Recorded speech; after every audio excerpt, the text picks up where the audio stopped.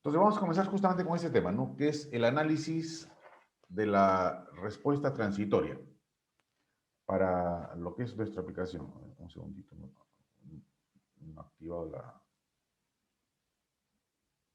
Y ahora sí. Decía, el análisis de la respuesta transitoria. Con esto entiendo de que, como todos conocemos, cuando tienes una respuesta temporal, ¿no? Una respuesta temporal, esa respuesta temporal tiene dos etapas bien marcadas y definidas, ¿no? Es tiempo y digamos aquí vamos a graficar la salida. Digamos que probamos con una señal de prueba, que es una función singular, y con ella obtenemos un resultado, que digamos sea algo así. Entonces, en esta respuesta, yo lo que noto son dos etapas. Una de ellas es la etapa transitoria y la otra es la etapa estable. Entonces, digamos hasta aquí es la etapa transitoria.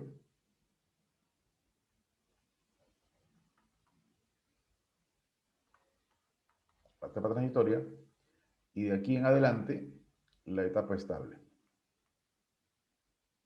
¿No? Etapa estable. Entonces, justamente vamos a concentrarnos en esta parte que está acá, en la etapa transitoria, para observar justamente las condiciones de respuesta que puede tener un sistema en función de alguna señal de excitación. Entonces, para yo poder lograr este objetivo, ¿no? Lograr este objetivo, entonces defino la etapa transitoria. ¿Qué cosa es la etapa transitoria? Allá es la que se produce, ¿no? Es la que se produce justamente al momento en el cual el sistema recibe una excitación o una perturbación. Entonces, la que se produce cuando el sistema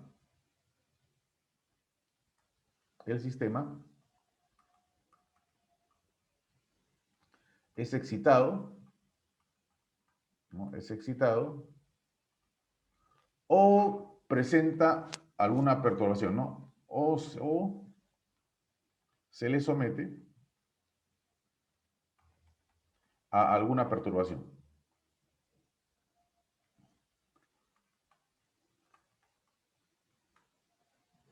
Esto acá es importante porque nosotros cuando probamos un sistema, hasta ahora yo he hecho esto, ¿no? He trabajado con un sistema que, por ejemplo, que es un sistema básico, el bloque de paso directo, la salida y la retroalimentación, ¿no? Y la retroalimentación.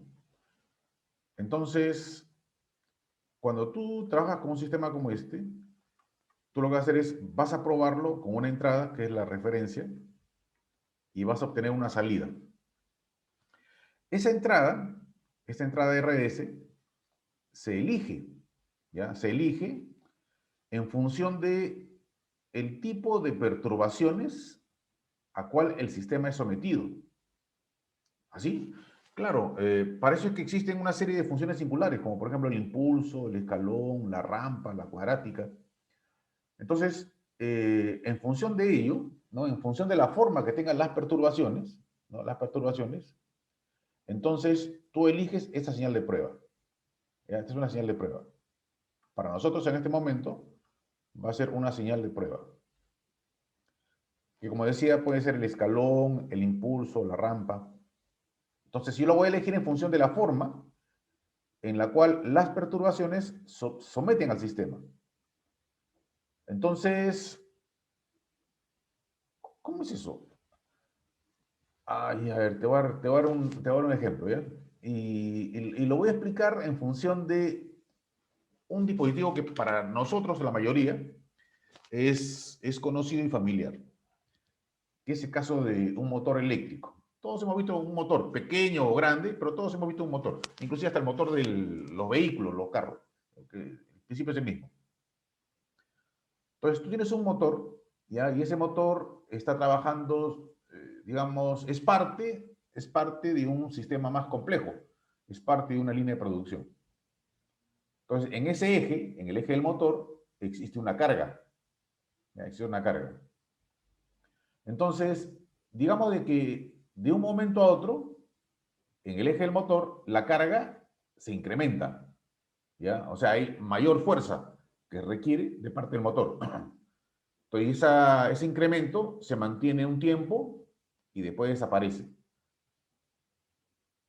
Eso podría ser un escalón, ¿no? Claro, pues es un escalón. Entonces, si ese motor, esa máquina, es sometida permanentemente a ese tipo de perturbaciones, significa de que todo el sistema que tú vayas a analizar, e incluso el sistema de control que tú vayas a implementar, tendrás que probarlo posteriormente con escalones. De esa manera certificaré, simularé, ¿no es cierto?, la respuesta que tiene el sistema a estas perturbaciones. Profe, y si, por ejemplo, tuviese un sistema motor, a ver, me ha hecho pensar, y se produce una perturbación que aparece súbitamente y después desaparece, después lo mismo, sigue trabajando el sistema motor, después nuevamente vuelve a aparecer la perturbación y después desaparece. Ah, eso sería un impulso, por ejemplo. Entonces, esa perturbación se asemeja mucho a un impulso. Entonces, cuando tú implementes tu sistema de control, ¿no? Cuando tú pruebes tu sistema de control y lo simules a él, lo probarás seguramente con un impulso. Esa es la idea, ¿ya? Esa es la idea fundamental. Entonces, la señal de prueba que tú utilices va a depender de la forma que tenga tu perturbación. Ella es la que va a definir justamente esa condición. Y ello está justamente dentro del análisis de la etapa transitoria. La etapa estable, ¿no? La etapa estable es cuando el sistema ya tiende a, digamos, a converger a un valor. Entonces, cuando la salida tiende a converger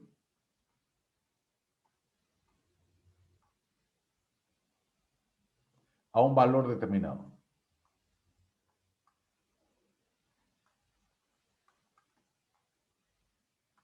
Cuando la salida tiende a converger a un valor determinado, como esto que está acá, ¿no es cierto? Tiende a converger, por ejemplo, a este valor. Entonces yo puedo decir que estoy en estado estable. Ya estoy en estado estable. Entonces, yo podría definir esta situación, ¿no? La etapa transitoria y la etapa estable. Por favor, una consulta. ¿Qué pasó? Este,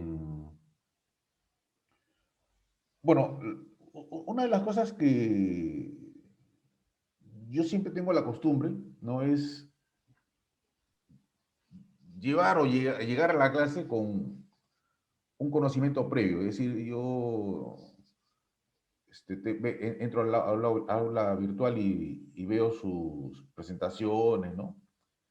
Y justamente notaba de que posterior al tema de reducción de diagramas de bloques, seguía el tema de análisis de la capa transitoria.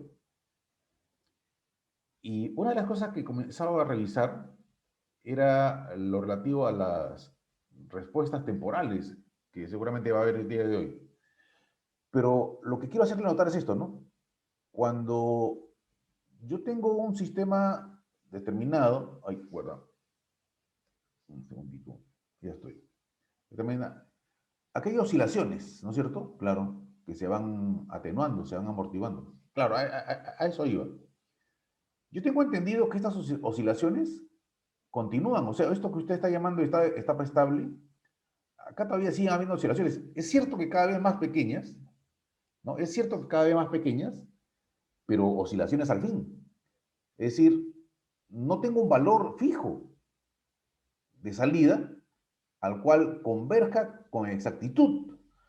Por eso que digo, ¿no? Acá dice, cuando la salida tiende a converger a un valor determinado, porque es cierto, acá hay oscilaciones, ¿ya? Ahí hay oscilaciones.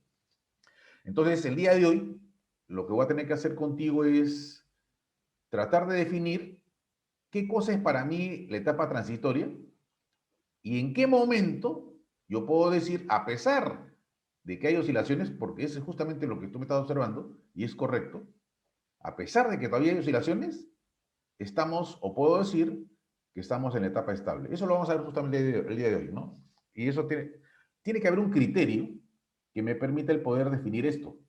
¿Ya? O sea, no es, digamos, cualquier valor que tú se te pueda ocurrir, sino que existe una razón por la cual tú definas que a pesar de que hay oscilaciones muy pequeñas, es cierto, tú definas el estado estable. Eso es cierto, eso es completamente correcto.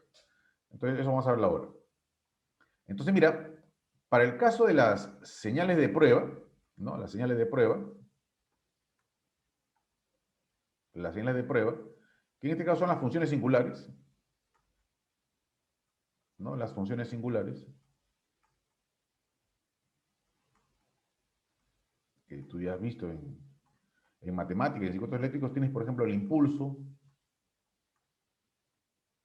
¿no? El impulso, el escalón, la rampa,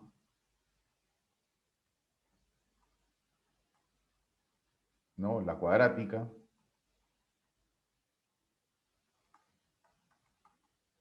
etcétera, ¿ya? Profe, el escalón unitario, ¿no? Bueno, podría ser el escalón unitario, ¿no? En general pongo el escalón porque el escalón tú lo defines, ¿ya? Eso realmente tú lo defines.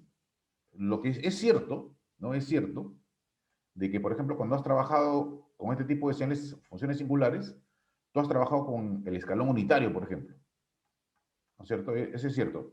Pero el escalón realmente tú lo defines, igual que la rampa, ¿no? La rampa unitaria, por ejemplo. Pero repito, eso tú lo defines, ¿no? En función de el trabajo que va a realizar tu sistema. En función de ello es que tú defines esa ecuación. Eh, por ejemplo, un motor, ¿ya? Para poner siempre el mismo ejemplo, que es el ejemplo que, digamos, la mayoría de nosotros nos es más familiar. Un motor que trabaja, por ejemplo, con tensión nominal de 400 voltios, por decirte algo, ¿ya? Un escalón unitario, para el caso de ese motor, no es un cambio de 0 a 1 voltio. Si tienes tu motor, ¿no? Si tú tienes tu motor, por ejemplo, como acá, ¿no? Tienes tu motorcito, ¿no? Tienes tu motorcito. Y esto creo que ya lo expliqué alguna vez. Ahí tienes el eje. Y tú lo excitas con un driver, ¿ok?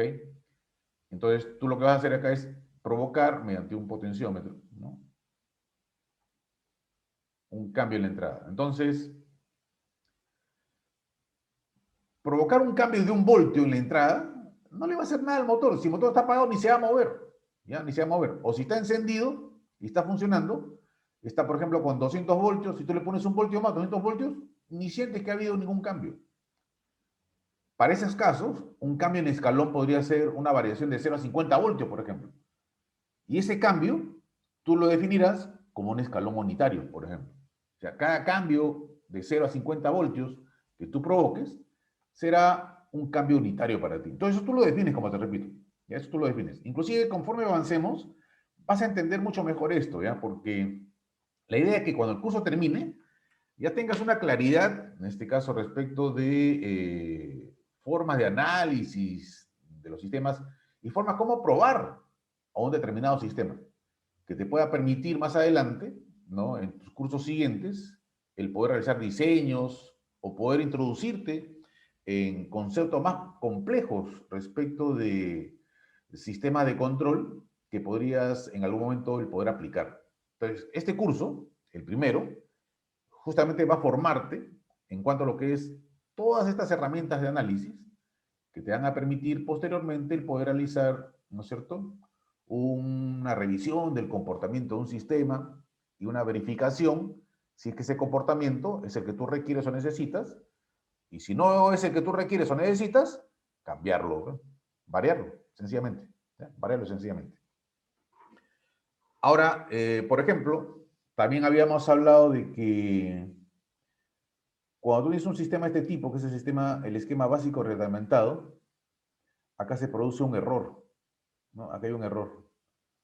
Lo ideal, ya, lo ideal es que ese error valga cero. Si el error vale cero, significa de que lo que tú quieres, que es RDS, ¿no? Ese es lo que tú quieres. Y lo que tú tienes y lo que tú tienes es igual. Es decir, yo quiero 1000 RPM, tengo 1000 RPM. En ese momento diré que el error es igual a 0. Pero hay momentos en los cuales ese error no es necesariamente igual a 0. Es decir, tú quieres 1000 RPM, pero en tu salida tienes 800 RPM. En otras palabras, existe un error. Existe un error. Un error que se va a ver reflejado, por ejemplo, en esta respuesta, algo así, ¿no? Una respuesta en la cual tienes esto. Es decir, hay una diferencia entre lo que tú quieres, que está representado por el escalón, y lo que tú tienes. Esto es un error. Este es un error. Y al cual le voy a llamar error en estado estable, porque es un error que se produce justamente en este momento, en el cual estás tú en estado estable. Ahora, para yo encontrar ese error en estado estable, tengo también algunas herramientas matemáticas que me van a permitir el poder determinar dicha magnitud, ¿no? Es decir, la diferencia entre lo que tú quieres, entre lo que tú tienes, lo quieres y lo que tú tienes, en este caso. ¿Así? Sí, claro. En matemáticas tú has visto justamente una herramienta matemática que te permite el poder lograr ese objetivo. Esa herramienta se llama el teorema del valor final. El teorema del valor final, al cual vamos a llamarle simplemente TVF. ¿Ya? El teorema del valor final. El teorema del valor final tú lo puedes definir así, ¿no? Por ejemplo, el error en estado estable es límite, el límite. Cuando estamos en estado estable, acá este es el tiempo, lo que tú me has dicho hace un rato tiene mucho sentido, ¿ya? En el sentido que hay oscilaciones, es cierto, ¿no? Y matemáticamente, esas oscilaciones se acaban en un tiempo infinito. Ahí es donde las oscilaciones se acaban, ¿ok? Pero yo lo que debo entender ahora, ¿ya? Yo lo que debo entender ahora que yo no puedo esperar toda la vida, ¿ya? Yo no puedo esperar toda la vida para poder, en este caso, realizar un análisis en estado estable del sistema. Entonces, tú vas a tener que definir ese momento. Entonces, el error en estado estable no es otra cosa sino el límite cuando el tiempo tiende a infinito de E de t, ¿no? Esto vendría a ser la definición matemática del error en estado estable. Esta expresión está definida en el tiempo, ¿no? Está en el tiempo. Pero nosotros vamos a trabajar también en el dominio de la frecuencia, en el ámbito de Laplace. Entonces, esto también tiene un equivalente en el dominio de la frecuencia, que es el error en estado estable, es el límite cuando S tiende a cero, porque cuando T tiende al infinito, S tiende a cero, ¿no? De S por E de S. Entonces, esto vendría a ser la misma definición anterior, pero en el ámbito de Laplace, ¿no? Entonces, el dominio de la frecuencia. De la frecuencia.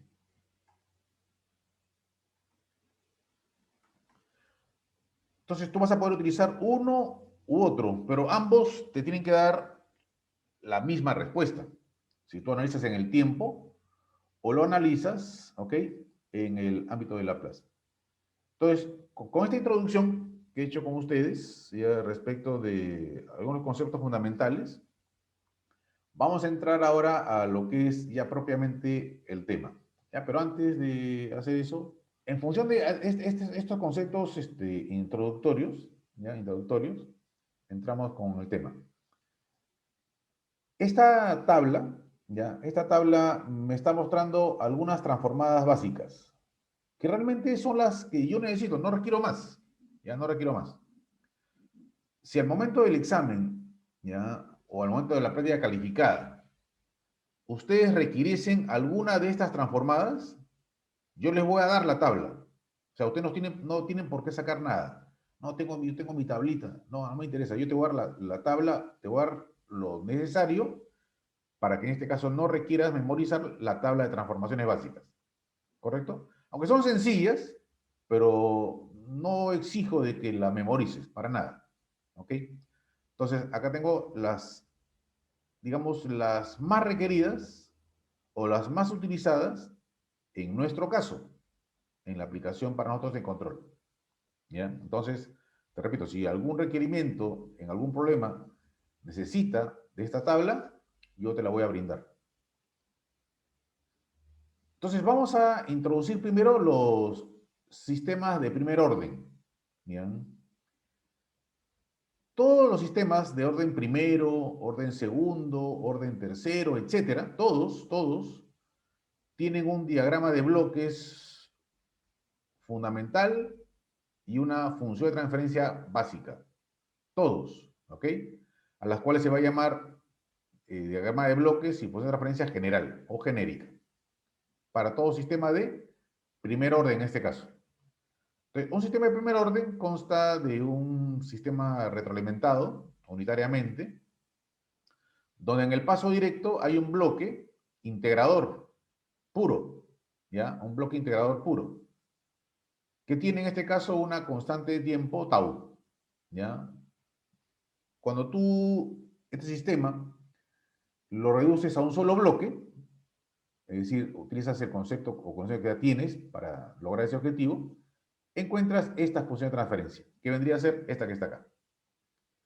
Entonces, en este momento, voy a introducir un concepto, ¿ya? Un concepto que se llama ganancia estática. Ganancia estática. O si quieres, llámala ganancia en estado estable. Ganancia en estado estable.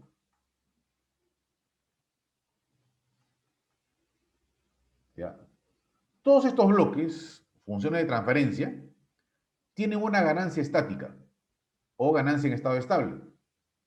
Es decir, si tú tienes, en este caso, una función de transferencia, ¿no? Una función de transferencia, que es, por ejemplo, GDS, ¿ya? GDS, entonces, a esa ganancia estática, yo voy a llamarla así, voy a llamarle KSS, ¿ya? KSS.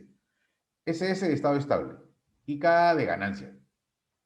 Entonces, la ganancia en estado estable no es otra cosa sino la función de transferencia analizada en cero. ¿Ok? Recuerda, cuando el tiempo tiende al infinito, significa de que S tiende a cero, ¿no? Eso lo conocemos de matemáticas. Entonces, la ganancia estática, o ganancia en estado estable, llámale como quieras, ¿ya? Yo normalmente le llamo ganancia estática, no es otra cosa sino el análisis de la función de transferencia en cero, ¿ya? En cero. Entonces, en el caso particular de esta función de transferencia, a esta si quieres llámale GDS, ¿no? Llámale GDS, vendría a ser 1. Si tú reemplazas S igual a 0, te queda 1. Es decir, la ganancia estática de esta función de transferencia es unitaria. Se dice así. Entonces, la ganancia estática de este bloque es unitaria. Ya. Profe, ¿y este bloque que está acá? Ese bloque, que digamos, yo también tengo la costumbre, y usted nos lo ha enseñado así, llamarle también GDS. ¿Tiene ganancia estática? Ah, qué buena pregunta. Claro, lo que pasa es que si tú reemplazas S igual a 0, te va a quedar infinito. O sea, la ganancia estática es infinita. No, no, no, no, no, no. No, profe. La ganancia estática usted la determina de esta manera, con G en cero, pero sin considerar integradores puros y derivadores puros. Es decir, si tú tienes algo como esto, ¿no? G de S igual a, por ejemplo, S por S más 2 entre S más 5 al cuadrado por S, perdón, por S más 4, por decir algo, ¿ya? La ganancia estática, ¿esto cuánto es? Cero. No, no, no, no es cero, no es cero. La ganancia estática de este señor sería 2 entre 5 al cuadrado por 4, que en este caso vendría a ser 25, 1 sobre 50, por ejemplo. Esa es la ganancia estática. O sea, no se considera ni el 0, ¿ok? En este caso, el derivador puro, ni el integrador puro. Lo mismo, si tú tuvieses g de s igual a 5 s más 1, ya, s más 1 entre s por s más 2, por ejemplo, por decir algo, y tú quieres encontrar la ganancia estática, es decir, g en 0, esto sería igual a 5 por 1 entre 2, es decir, 5 medios, sin considerar el polo, en este caso, integrador puro, ¿ya? El integrador puro. Entonces, esa es la forma de encontrar la ganancia estática, ¿ya? Por si acaso, de aquí en adelante, ese término, ganancia estática, lo voy a usar con bastante frecuencia. Entonces, yo debo saber a qué me estoy refiriendo. Muy bien, entonces, mira, tienes esta función de transferencia, cuya ganancia estática es unitaria. Siempre que tú presentas una función de transferencia genérica, ¿ok? Porque esto vendría a ser una función de transferencia genérica. A ver, déjeme cambiar el color. Esto vendría a ser una función de transferencia genérica.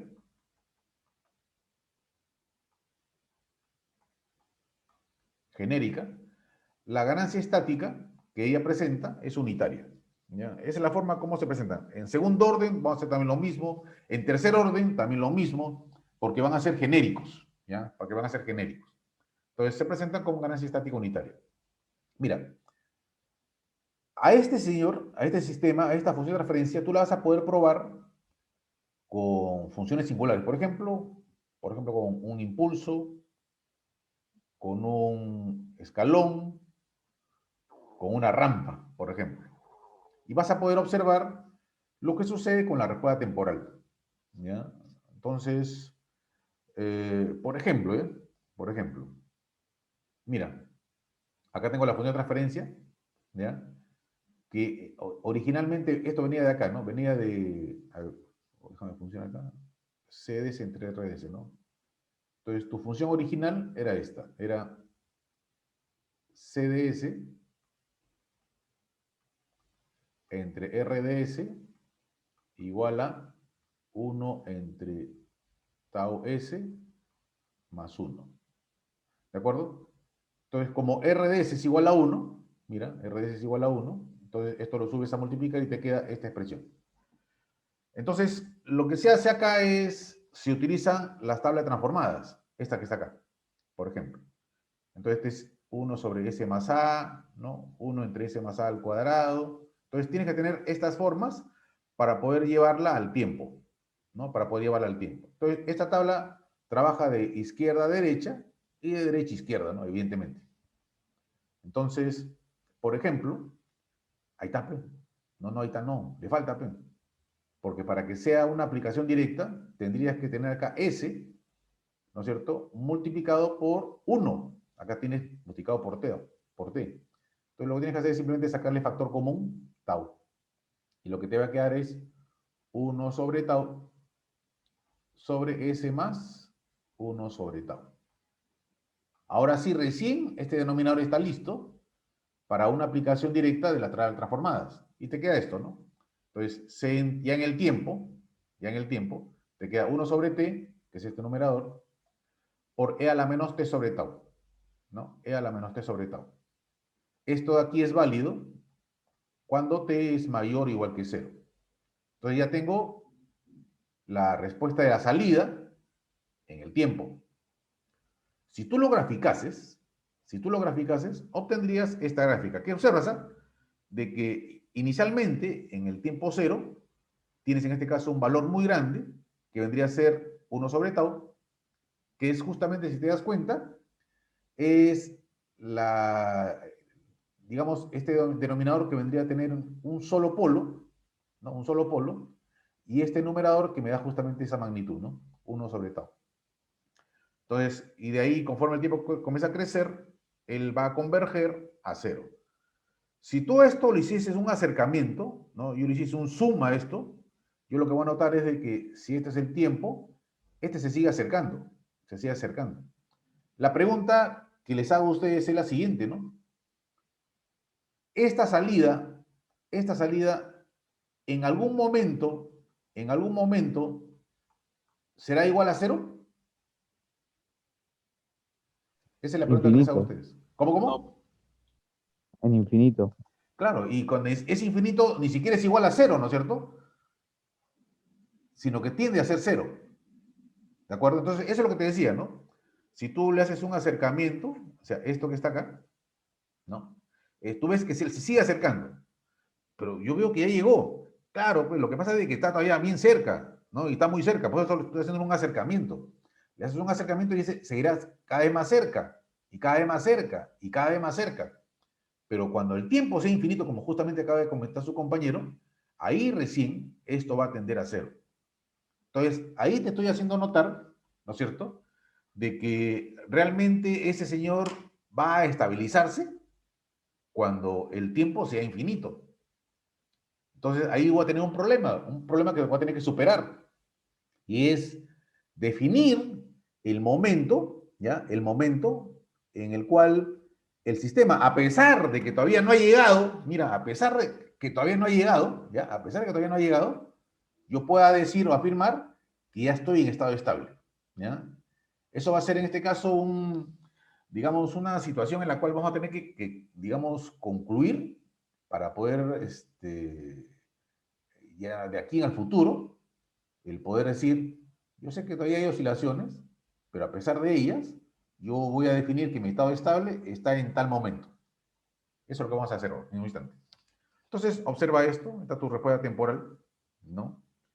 Claro, pues has probado con un impulso, por eso que él tiende a crecer, y después como ese impulso desaparece, él tiende a reducirse y converger a cero, conforme el tiempo transcurre, ¿no? Conforme el tiempo transcurre. Ahora mira, vamos a probar ese mismo sistema, ¿no? Este mismo sistema, vamos a probarlo con un escalón. Esta es la respuesta que a mí me va a interesar. Y es más, esta respuesta tú la has experimentado. En el curso de física, yo me acuerdo, ahí experimentamos por primera vez lo que era la carga de un condensador. Seguramente también ha sido así con ustedes en el laboratorio. Entonces, estás probando con un escalón. Entonces, recuerda que comenzamos de esto, ¿no? CDS entre RDS es igual a 1 entre tau S más 1. Esta es la base, ¿no? Esa es la base. Entonces, ahora, RDS es 1 sobre S. Entonces, tienes que CDS, que es tu salida, va a ser igual a 1 sobre S, todo esto por 1 entre tau S más 1. ¿Ya? Tau S más 1. Entonces, para yo poder utilizar la tabla de transformadas, lo que tengo que hacer es comenzar a separar términos. Es decir, aplicar fracciones parciales realmente, ¿no? Eso es realmente lo que se hace. Aplicar fracciones parciales. Entonces, comienzo a separar los términos y observo de que tengo esto. Igual que hace un rato, ¿no es cierto? Este primer término ya está preparado, pero este segundo no. Porque el coeficiente que multiplica ese tiene que ser 1.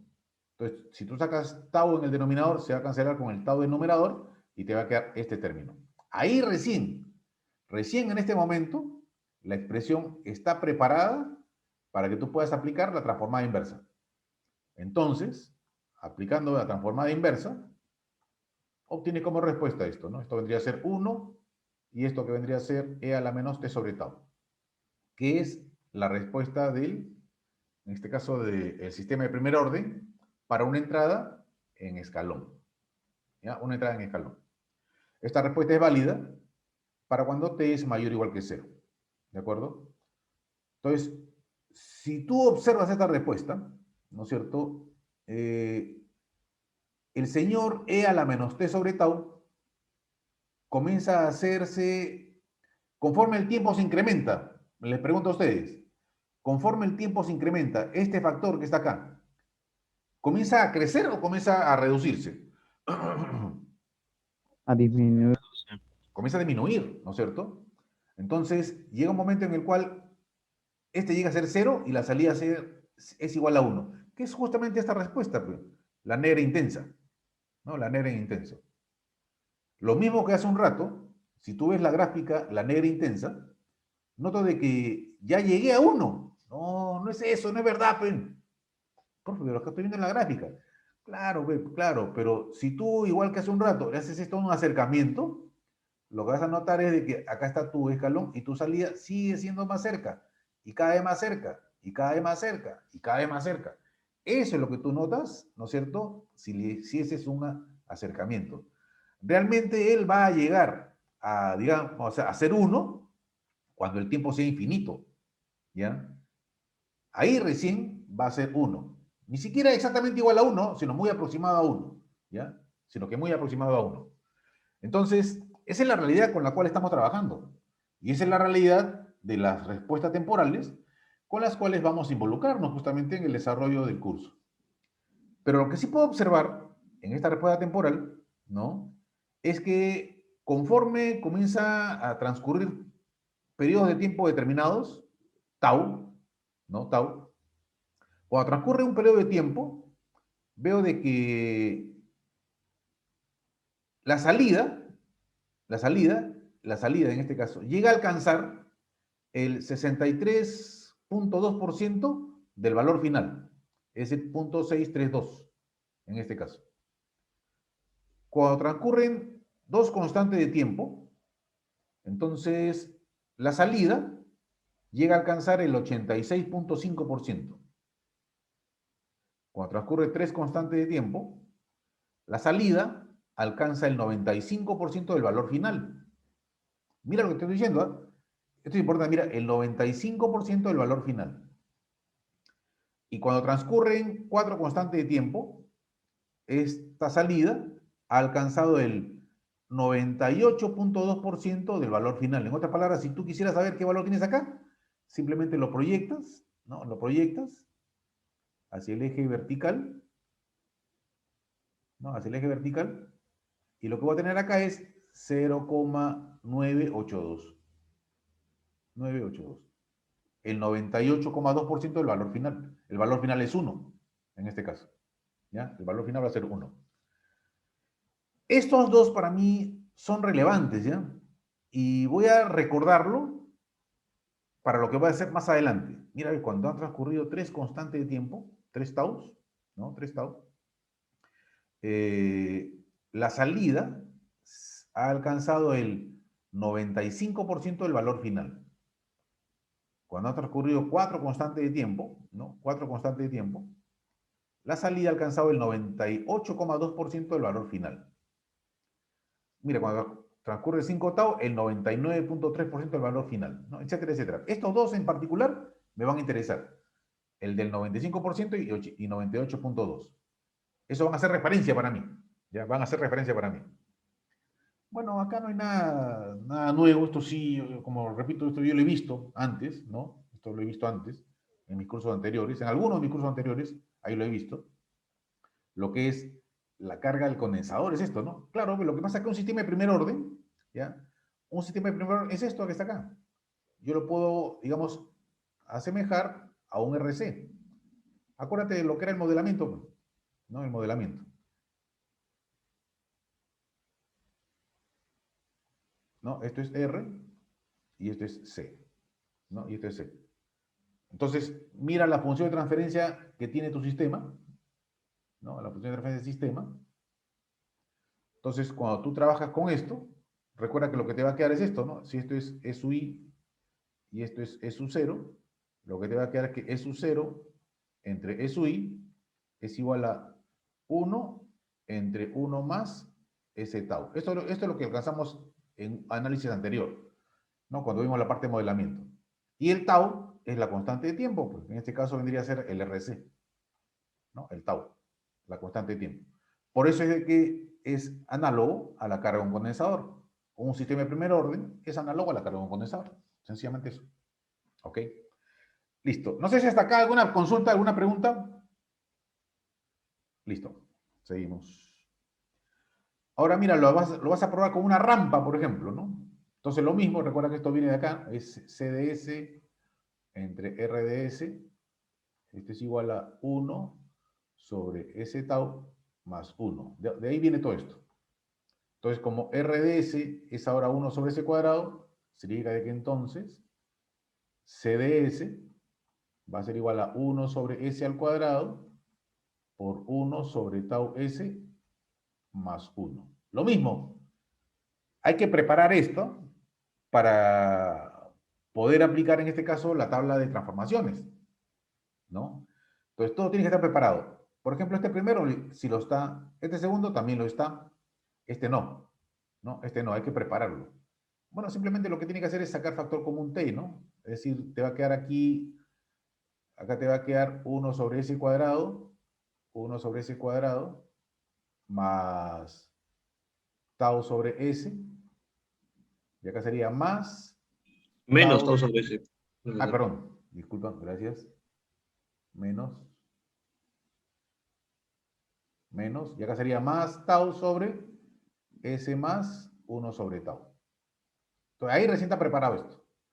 Y con esto ya puedo aplicar mi tabla de transformación. Entonces, como decía, t, ¿no? Sería menos t, porque 1 sobre s vendría a ser en este caso un escalón, 1, y más t sobre e a la menos, por e a la menos t sobre tau, que vendría a ser el exponencial. Entonces, esta respuesta tiene validez cuando el tiempo es mayor o igual que 0. Ahora, mira, recuerda que este esquema viene de acá, ¿no? Viene de acá. Viene aquí de un bloque con retroalimentación unitaria. Esto es y de s y esto era r de s. Esto es más y menos. Esto es el error. Ya, este es el error. Este es 1 sobre s tau. Bueno, que ahorita no tiene relevancia. Nota de que el error no es otra cosa sino la diferencia entre r de s menos y de s. ¿Correcto? O si quieres en el tiempo, e de t, ¿no? E de t es igual a r de t menos e de t, que es lo mismo. R de t, lo conoces pues. R de t vendría a ser, si tú lo expresas como R de t, esto vendría a ser t. No, esto vendría a ser t. Y en Laplace, 1 sobre s cuadrado. Menos ct, que es esto que está acá, que es lo que acabas de determinar.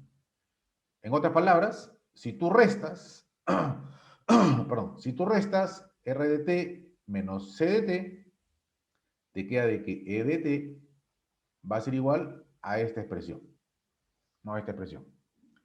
Que nota que cuando el tiempo tiende a infinito, e de t viene a ser igual a t, ¿no? Igual a t. Eso es lo que obtengo. ¿Y ahí qué me quiere decir con eso? Ah, ya. ¿Con esto te quiere decir esto que está acá? Mira, acá está la rampa, ¿no? Aquí está la rampa con la que estás probando. Este es el r de t. Este es el r de t. Esta negra intensa, ¿ya? Esta negra intensa vendría a ser c de t. Vendría a ser c de t. Y nota que cuando el tiempo es muy grande, la diferencia, acá está esta diferencia vertical, ¿ya? Vertical, entre una y otra, es el error en estado estable. Eso es el error en estado estable, que para nosotros va a ser igual a t. No, va a ser igual a t. Esa es la diferencia. O sea, este t, esta magnitud, esta división que está acá, ¿no? Esto que está acá, entonces t es justamente esa diferencia. Y acá está. Yo la puedo visualizar analíticamente y aquí lo estoy viendo gráficamente. ¿Ok? Cuando el tiempo, digamos, está en estado estable, cuando el tiempo es infinito, por decirlo así, entonces la diferencia entre la rampa y la salida es t.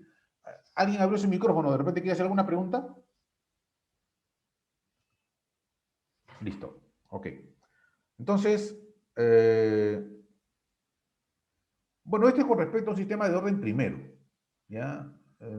La verdad, los sistemas de primer orden son muy importantes en la vida industrial porque hay muchas plantas que son plantas de orden primero. Por ejemplo, motores, grandes motores, ¿no? Normalmente son sistemas de orden primero. Calderos, hornos, son sistemas de orden primero y que pueden representarte justamente como un sistema RC, es decir, como un equivalente eléctrico, por ejemplo, de lo que ya hemos visto en su momento, ¿no? Entonces, hay muchos sistemas que en la, digamos, vida real pueden ser representados como sistemas de primer orden, que no son la mayoría, pero hay muchos, ¿ya? Pero hay muchos. La verdad que la gran mayoría, si yo tuviese, por ejemplo, la posibilidad digamos, establecer un conjunto, por decir así, el conjunto de todos los modelos matemáticos que puedan tener los diferentes procesos o plantas a nivel industrial. Si yo tuviese esa posibilidad, es decir, tengo ese conjunto, ¿no? Yo podría decir de que más del 80% de ese conjunto funcionan como sistemas de orden segundo. Por eso es de que ahora voy a entrar a este tema y para nosotros va a ser trascendente, porque en muchas oportunidades lo que voy a tratar de buscar en mi sistema es que funcione como un sistema de segundo orden. Eso es lo que voy a buscar normalmente. Y eso me va a permitir el poder lograr diseños o diseñar sistemas de control. Eso es lo que diseño lo vas a ver más adelante, ¿ya? En el caso de nuestro curso, solamente está, digamos, circunscrito en el ámbito de análisis, ¿no? Todos estos procedimientos que voy a ver contigo, herramientas analíticas y herramientas gráficas, me van a servir posteriormente para poder hacer mis diseños, ¿ya? Mis diseños. Muy bien. No sé si hasta aquí alguna consulta. Listo. Entonces, vamos a entrar a la parte más interesante, porque realmente lo de la carga condensador, esto de alguna u otra manera ya lo había visto, ¿no? Mira, este es importante para lo que voy a hacer de aquí en adelante. Recuerda de que los sistemas con los cuales voy a trabajar, he estado trabajando y seguiré trabajando, son sistemas LTI, ¿no? Sistemas LTI. Es decir, sistemas lineales e invariantes en el tiempo. ¿Correcto? Esto me permite, esto me permite el poder también aprovechar esa condición en esta situación matemática. Mira, ve, tú tienes un sistema de primer orden que has probado con diferentes señales de prueba. Por ejemplo, una rampa, un escalón, un impulso. Y noto de que con respecto a esas señales de prueba, si tú, por ejemplo, a la rampa la derivas, lo que va a tener como resultado es el escalón. Si el escalón tú lo derivas, va a tener como resultado el impulso. Claro, eso viene de la señal de prueba, correcto. Claro, pero eso tiene relación con la salida, mi profe. ¿Así? Claro, porque mire, esta salida es la salida que usted ha obtenido para el caso de una entrada en rampa. Si yo quisiera obtener la salida para una entrada en escalón, no tengo que volver a resolver, sino simplemente con la salida a una entrada en rampa, lo que hago es derivo y obtengo la respuesta para una entrada en escalón. O si quiero tener, en este caso, la respuesta para una entrada en impulso, lo mismo, pues. Derivo, ¿no? Derivo la salida respecto al tiempo y obtengo la respuesta relativa al impulso. Eso es debido justamente a esta condición, ¿no? A lo que el sistema tiene la condición de lineal e invertida en el tiempo. Entonces, eso yo puedo aprovecharlo en algún momento, cuando tengo, por ejemplo, una respuesta determinada y quisiera encontrar una respuesta para un tipo de señal como impulso. Por ejemplo, voy a hacerlo al revés. Ah, ya, es que para hacerlo al revés requerirías algunas condiciones iniciales para poder alcanzar, en este caso, estas respuestas, ¿no? Entonces, de izquierda a derecha, con rapidez, podrías tener estos resultados. Y esto lo saco a partir justamente de la observación de las señales de prueba. Esto es importante que lo recuerdes, porque en algún momento te va a servir, ¿no? En algún momento, en alguna oportunidad, vas a poder aprovecharlo para poder, en este caso, no requerir volver a resolver todo, sino simplemente a partir de la respuesta temporal, el poder alcanzar una respuesta para una señal de prueba, ¿no es cierto?, de menor orden. Muy bien. Ahora sí, sistema de segundo orden. Sistema de segundo orden. Este tema es tan importante que no voy a terminar el día de hoy. ¿Ya? Esto me va a demorar por lo menos un par de sesiones, si no es un poco más. ¿Ya? Pero normalmente esto está definido para 2 sesiones. Es decir, en el caso de... Estamos en la semana 5, ¿no es cierto? Semana 6, semana 7. En la semana 7 ya debería estar culminado esto, con ejercicio ya bien entendido y comprendido, incluso probablemente sistemas de orden tercero. Sí, coronel, dime. Profesor, sí, hace un momento había mencionado que acerca de los sistemas LTI Sí, y acerca cuando se deriva respecto al tiempo, el resultado debería ser la derivada de, por ejemplo, en la segunda línea, ¿no? Sería la derivada de C respecto al tiempo. Pero claro. cuando le sacas la segunda derivada, ¿no sería derivada al cuadrado de C de t por derivada de t al cuadrado? No, O es que estoy sea, derivando esto, pe. Este es el C. O sea, estoy yendo así. Esta R que sí, está acá, es esta R que está acá. Esta R que está aquí, sí, es esta R que está acá. ¿Me explico? Esta C que está sí, aquí, sí, sí. es esta C que está acá. Esta C que está aquí, es esta C que está aquí. O sea, no me estoy yendo directo de izquierda a derecha. Si fuera de izquierda a derecha sería al cuadrado, claro que sí. Pero yo estoy ¿No sería trabajando, mejor, no sería mejor colocar otra variable respecto al tiempo y que esté relacionado con C de t?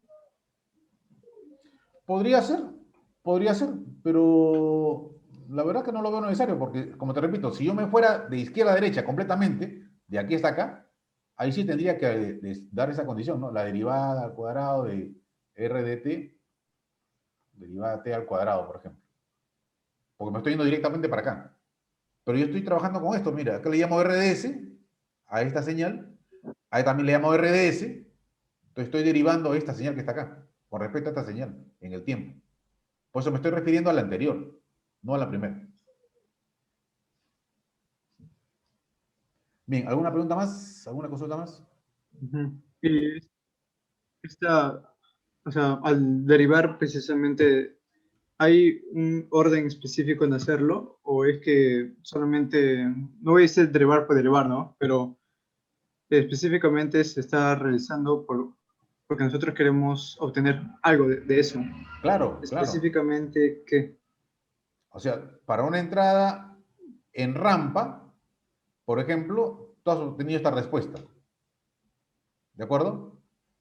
Ahora, Ujú, si yo quisiera para el mismo sí. sistema saber cuál sería la salida para una entrada ya no en rampa, sino en impulso, ahí sí tendrías que hacer una doble derivada. En este caso sería la derivada de c de t respecto de t, acá sería cuadrado y cuadrado.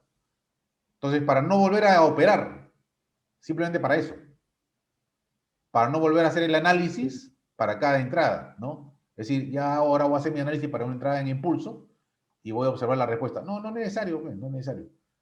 Porque si tienes la respuesta para una rampa, puedo tener la respuesta para un impulso. Ujú, entiendo, gracias. ¿Ya? ¿Alguna pregunta más? ¿Alguna consulta más? El alumno Paucar se le fue el internet y se salió del aula. ¿Le puede volver a conectar, por Paucar, favor? ya. Listo, ya está. Gracias. Ya está Gracias. dentro. Listo, entonces vamos a ver. ¿Alguna cosa más?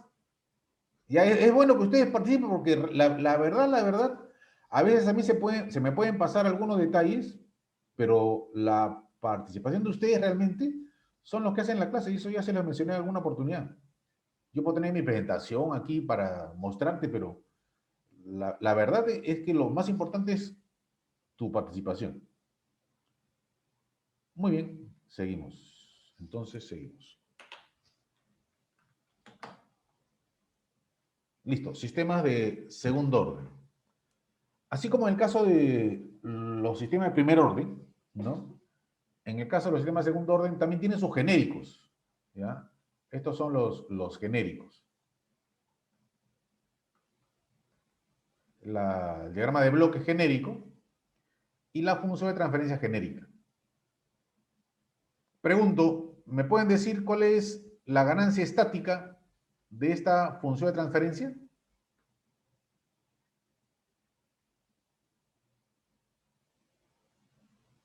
Uno. 1, ¿no es cierto? ¿Por qué? Porque es un genérico, justamente, ¿no? Un genérico. Entonces, ahí se presenta como ganancia estática unitaria. Ahora, si yo quisiera la ganancia estática de este bloque, ¿cuánto es su ganancia estática?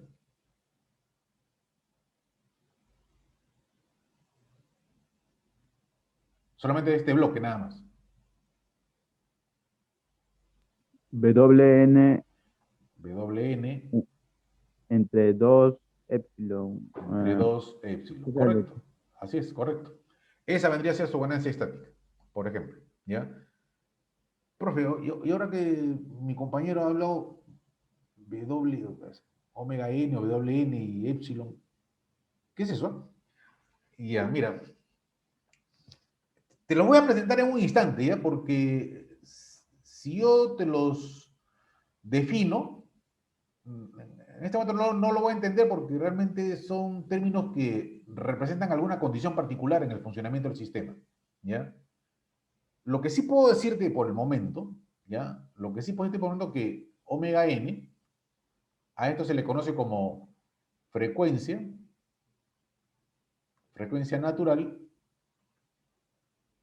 natural no amortiguada. ¿Y por qué ese nombre? ¿A qué se debe? Eso es lo que te decía, te los presento, pero no voy a entender por qué tiene ese nombre. Con el desarrollo voy a entender por qué se llama frecuencia natural no amortiguada. Este épsilon se le conoce como factor de amortiguamiento.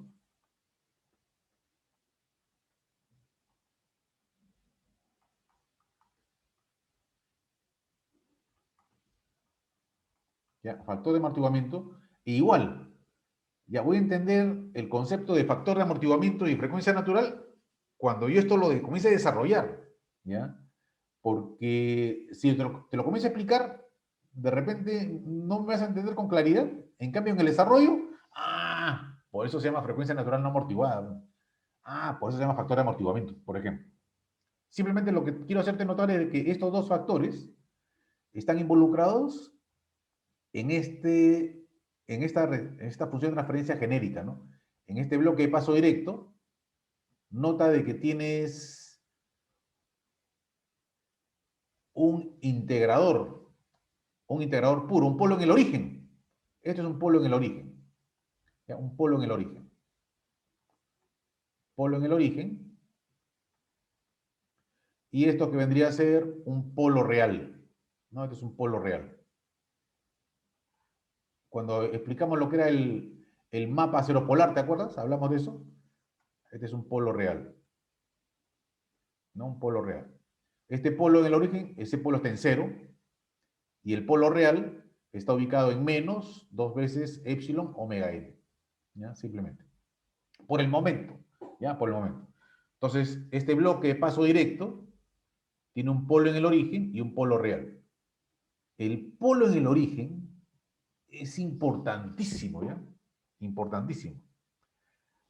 No sé si te acuerdas cuando vimos la parte de modelamiento, ¿ya? Y, por ejemplo, agarramos el motor eléctrico, te dije, ¿no?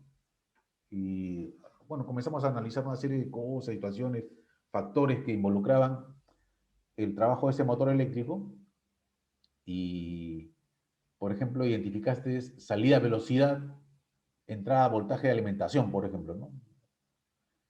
O yo te dije, no, mira, ¿sabes qué? Ese motor voy a trabajarlo como un motor de paso, ¿no? Y lo que me va a interesar no es la velocidad del motor, sino el paso angular, teta. Y cuando yo encontré la función de transferencia en esa situación, es decir, cuando la salida era paso angular y la entrada era tensión de alimentación, esa función de transferencia tenía un polo en el origen. Y yo te dije en ese momento, ¿no? Acuérdate ese polo en el origen, ¿no? Ese polo en el origen es importante, es trascendente, porque cuando una planta tiene un polo en el origen, ella te va a asegurar de que lo que tú quieres tener en la salida, lo vas a tener, ¿ok? Y eso voy a demostrarlo inclusive. Ahora que ya hemos entrado a esto de análisis de la respuesta transitoria, ahí te lo voy a poder demostrar. ¿Ya? Ahí te lo voy a demostrar. Entonces, frecuencia natural no amortiguada y factor de amortiguamiento. ¿Por qué se llaman así? Eso vamos a hablar en un instante. Entonces, esta vendría a ser la función de transferencia del sistema. ¿Correcto? Esta ecuación, ¿cómo se llama esta ecuación? ¿A este denominador? ¿Cómo se le llama?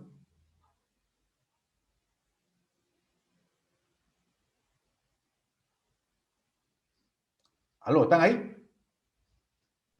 ¿A qué se refiere, profesor? Esta es una ecuación. Cuadrática. Característica. Ecuación Característica. característica. Esta es la ecuación característica. La ecuación característica. ¿Qué información te daba la ecuación característica? ¿Qué información yo podía obtener de la ecuación característica? Ceros. Contra, ¿cómo vas a decirme ceros? Los polos. Los polos. Estamos en denominador. Estamos en denominador. Recuerda, por favor, toda función de transferencia tiene ceros y polos, ¿no? Ceros y polos. Eso es lo que tienes, normalmente. ¿Correcto? Denominador polos, numerador ceros. ¿Ok? Entonces, esta ecuación característica, es decir, si s cuadrado más 2 veces epsilon por omega n s más omega n al cuadrado, si tú lo igualas a 0, ¿no? Yo lo igualo a 0, esto me va a dar como resultado los polos del sistema. Los polos. Que en este caso vendrían a ser estos. Estos son los polos. Esto es el resultado de trabajar con la ecuación característica e igualarla a 0. ¿Ok? E igualarla a 0. Entonces me da este resultado. ¿Ya? Es decir, los polos... Ah, son polos complejos conjugados. No. Aguanta. No... Pero acá está bien, profe. Más o menos J. Claro, pero es que esa condición depende de este épsilon. Yo no sé cuánto vale ese épsilon. Porque podría ser que este épsilon sea mayor que 1. Y si este épsilon es mayor que 1, nota de que este radical, el contenido, va a ser negativo. En otras palabras, todo este factor de la derecha va a ser real. Y estaría sumando un valor real, sumando, restando un valor real. Por eso, ten cuidado. Simplemente mira la forma nada más, ¿no? Mira la forma. Entonces, esto vendrían a ser los dos polos que me da como resultado el resolver la ecuación característica. ¿Ya? La ecuación característica. ¿Y qué te da como resultado? ¿Qué información te da la ecuación característica? La ubicación de sus polos, ¿no? ¿Y esos polos dónde los voy a ubicar después? Ah, en el mapa ceropolar, pues, en el plano complejo. Exactamente, pues, eso que hemos visto en su momento, cuando vimos ceros y polos y ceros, es ahora donde vamos a aplicarlo. Y yo inclusive te dije, me acuerdo, basta que tú veas, tú mires nada más, ¿eh? Un diagrama cero polar, ¿no? Y tú vas a tener una referencia, una idea del tipo de respuesta temporal que va a tener tu sistema. Solamente mirándolo, nada más. Por eso que es importante el manejar bien ese diagrama cero polar. Y al final del curso vas a manejarlo recontra bien, vas a verlo bien. Entonces, seguimos. Entonces, tengo el diagrama de bloque genérico, repito, ¿no? La función de transferencia genérica del sistema de segundo orden. y los polos que obtengo a partir de resolver la ecuación característica, ¿no? Esta es la ecuación característica. Ecuación característica, ¿no? La ecuación característica. Muy bien. Mira, vamos a hacer algo parecido a lo que hicimos con el sistema de primer orden, ¿ya? Vamos a analizarlo, ¿ya? Vamos a analizarlo con funciones singulares. Pero, mira, te voy a dar una información, ¿ya? Una información que va a ser importante para ti. No solamente ahora, sino para futuro.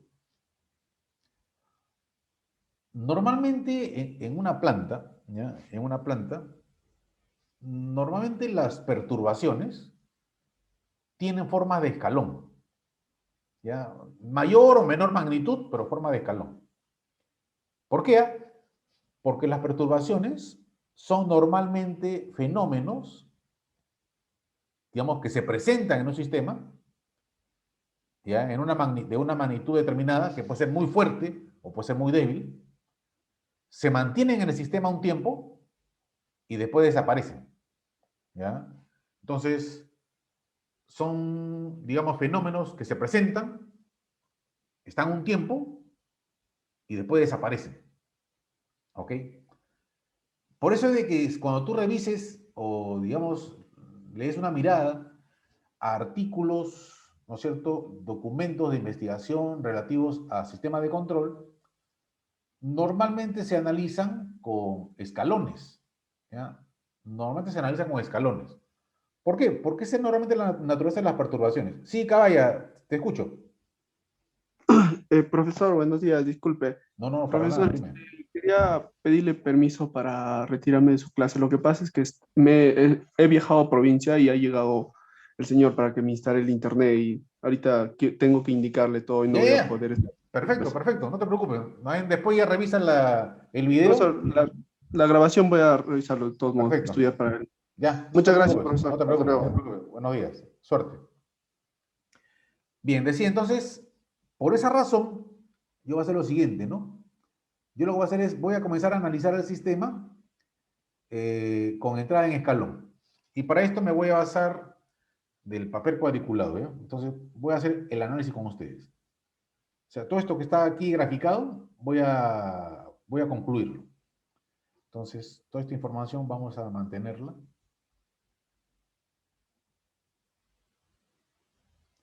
Listo, entonces, vámonos al papel cuadriculado. Muy bien. Entonces decía, ¿no? Estamos arriba y así. Estamos con los sistemas de segundo orden. Uy, ¿verdad? ¿Dónde estoy? Ya. Sistemas de segundo orden.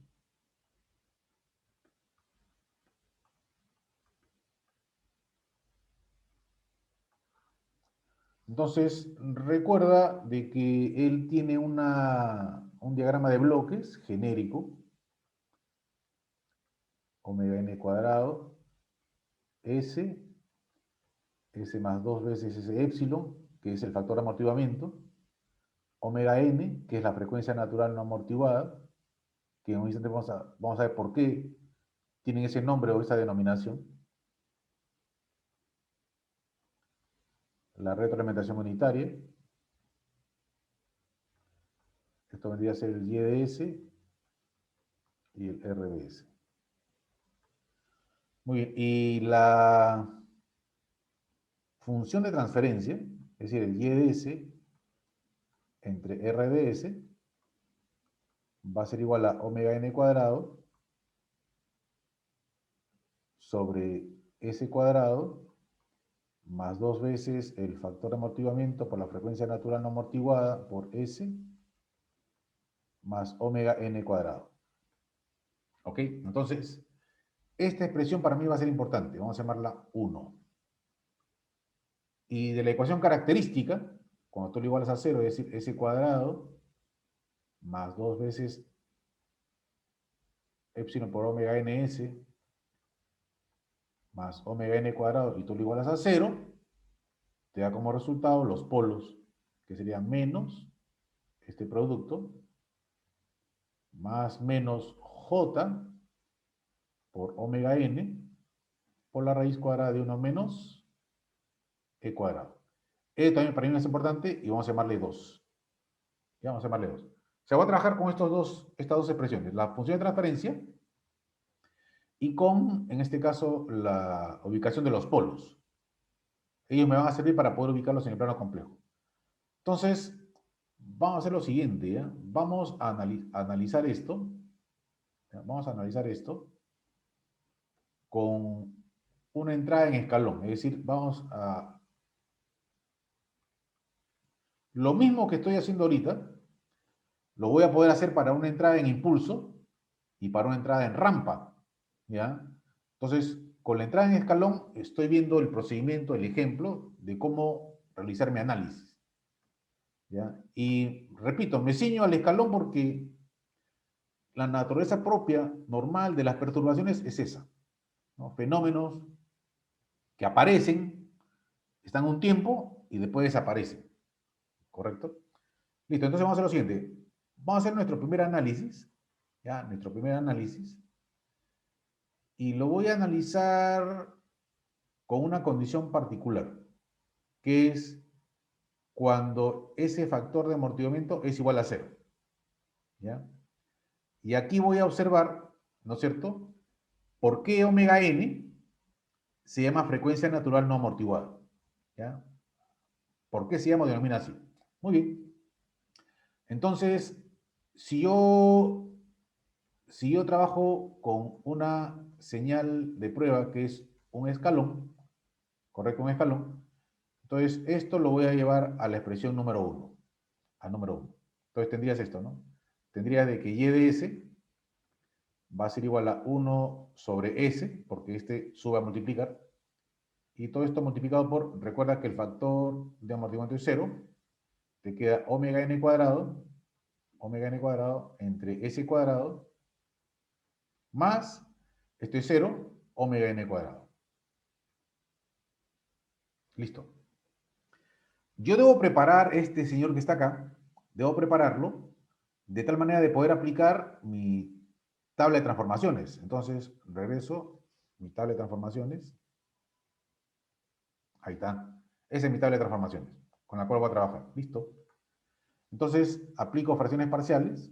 Entonces, tendría que y de s va a ser igual a, sería 1 sobre s menos el denominador, que es s cuadrado, más omega n cuadrado. Nota que tu numerador es omega n cuadrado. Entonces, cuando saques mínimo con un múltiplo, acá arriba te va a quedar s cuadrado más omega n cuadrado, ¿correcto? Entonces, esa s cuadrada tendría que cancelarse. Y para que se cancele, acá tendría que haber un s. Entonces, mira, s cuadrado más omega n cuadrado menos s cuadrado y te queda omega n cuadrado. Lo mismo que está acá. ¿Esto ya está listo para poder aplicarle transformada inversa? Claro, ya está listo, ¿no? Porque mira, en una de tus tablas dice así, mira, s entre s cuadrado más omega cuadrado. Es un coseno. Eso vendría a ser un coseno. Muy bien. Entonces, aplicando transformada inversa, obtendríamos de que ahora y de t va a ser igual a 1 menos, acá sería coseno, la frecuencia es omega n por t. Esta respuesta es válida cuando el tiempo es mayor o igual que 0. ¿Ok? Mayor o que 0. Nota de que si yo, por ejemplo, pretendiese graficar esta respuesta, tendrías algo así, ¿no? Esto es tiempo. Digamos que este es el y de t. Esto es 0. Has probado con un escalón unitario, ¿no es cierto? Has probado con un escalón unitario. Este es el escalón unitario. Pero mira la respuesta, ¿no? La respuesta temporal. Cuando, en el caso de omega nt, ¿no? Omega nt, cuando el tiempo t es igual a 0, coseno de 0 es 1. 1 menos 1 es 0, o sea, parte de acá. Ahí va a partir. Y cuando este coseno, ¿no? Este omega nt sea, en este caso, pi medios, ¿ok? Pi medios, esto va a llegar a ser 1, esto va a ser 0. Entonces, esto significa de que la respuesta temporal va a ser así.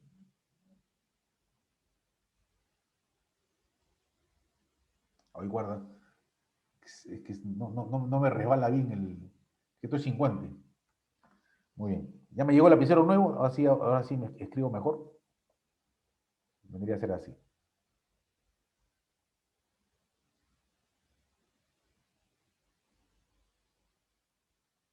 Es decir, esto vendría a ser 2.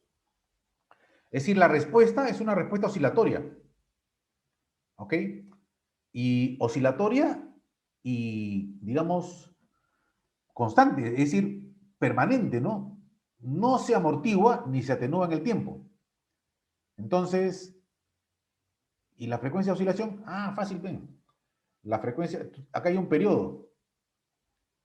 Acá hay un periodo, T, ¿no? Entonces, la frecuencia de oscilación es 1 sobre T. Esa es la frecuencia de oscilación. ¿Correcto? Y...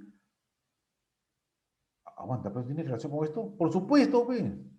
Por supuesto que tiene relación. Recuerda de que omega n es igual a 2pi por f, es decir, 2pi sobre t.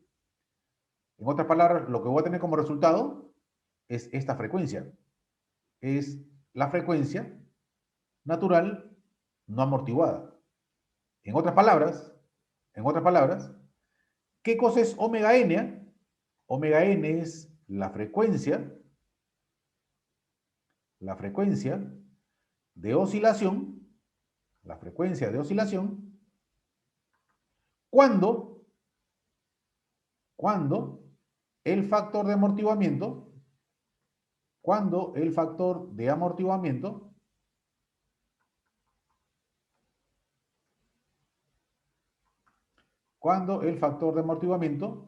es 0. Por eso que se llama frecuencia natural no amortiguada, es decir, no hay amortiguamiento. Entonces, es la frecuencia de oscilación, ¿no es cierto?, que tiene el sistema cuando el factor de amortiguamiento es igual a 0. Entonces, por eso el nombre de frecuencia natural no amortiguada. Entonces, cuando te hablan de frecuencia natural no amortiguada, es la frecuencia en la cual el sistema oscila cuando el factor de amortiguamiento es igual a 0.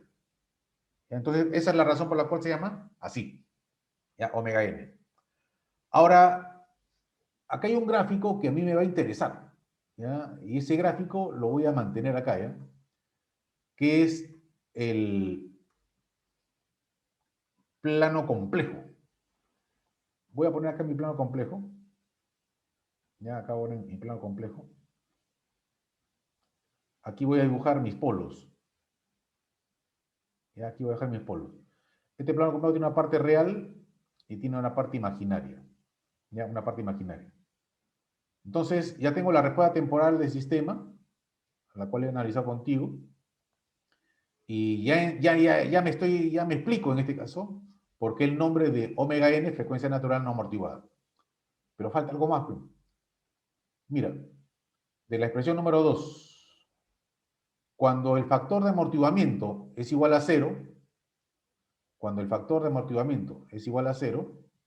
¿ok? Reemplacemos 0 en la expresión número 2. Mira, acá tengo la expresión número 2. Esto vale 0, ¿correcto? Esto que está acá vale 0. Esto vale 0. Mi pregunta es, ¿cuál sería el resultado? ¿Cuál sería el valor de S que tengo cuando el factor de amortiguamiento es igual a 0? Más menos J omega n. Más menos J omega n, ¿correcto? Entonces, de acuerdo a esto, bueno, tengo que borrarlo.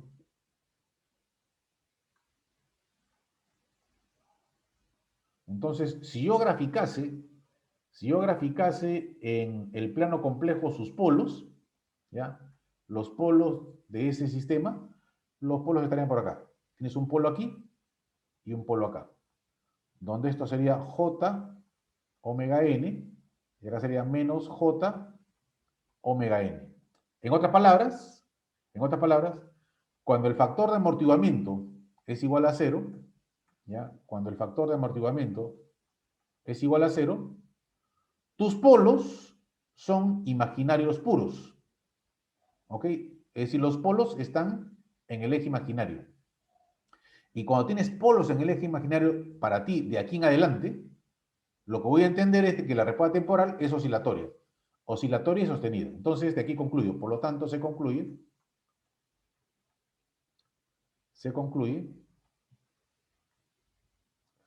lo siguiente. 1, la respuesta temporal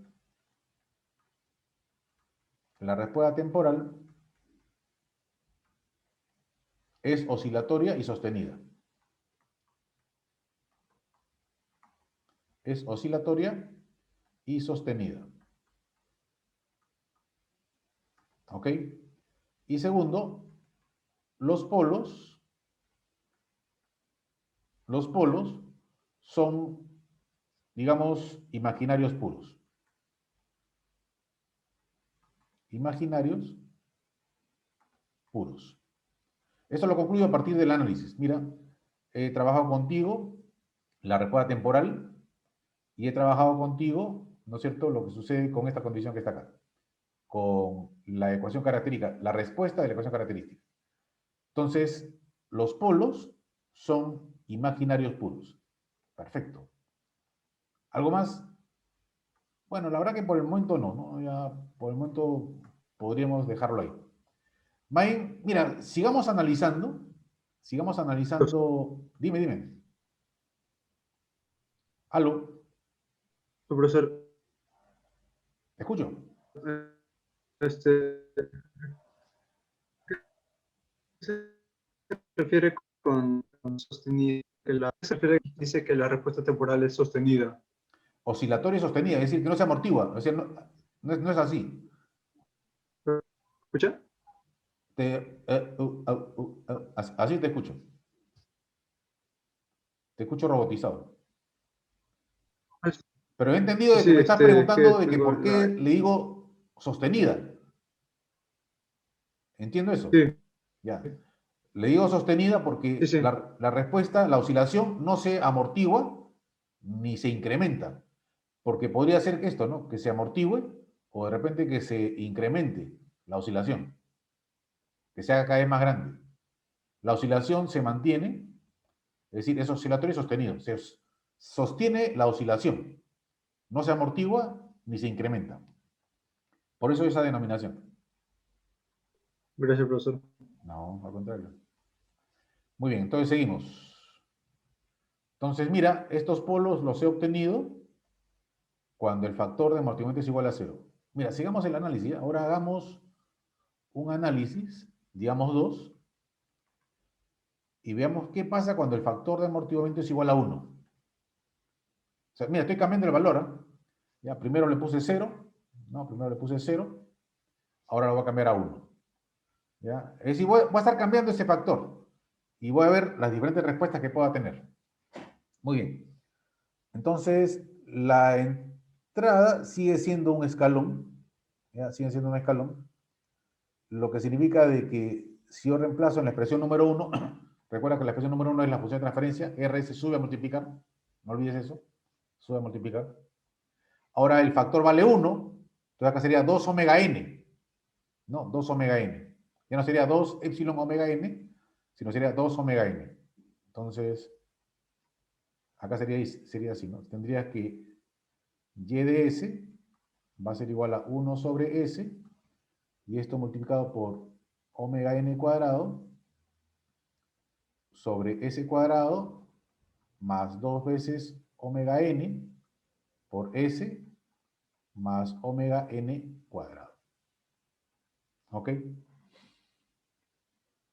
Listo, entonces igual, ¿no? Vamos a tener que preparar esto para poder trabajarlo, pero mira, observa el denominador y observa de que ese denominador es un binomio cuadrado perfecto. Es decir, y de s no es otra cosa sino 1 sobre s omega n cuadrado entre s más omega n y todo esto al cuadrado, por ejemplo. ¿Ok? Entonces va a ser lo mismo, ¿ya? Vamos a utilizar fracciones parciales.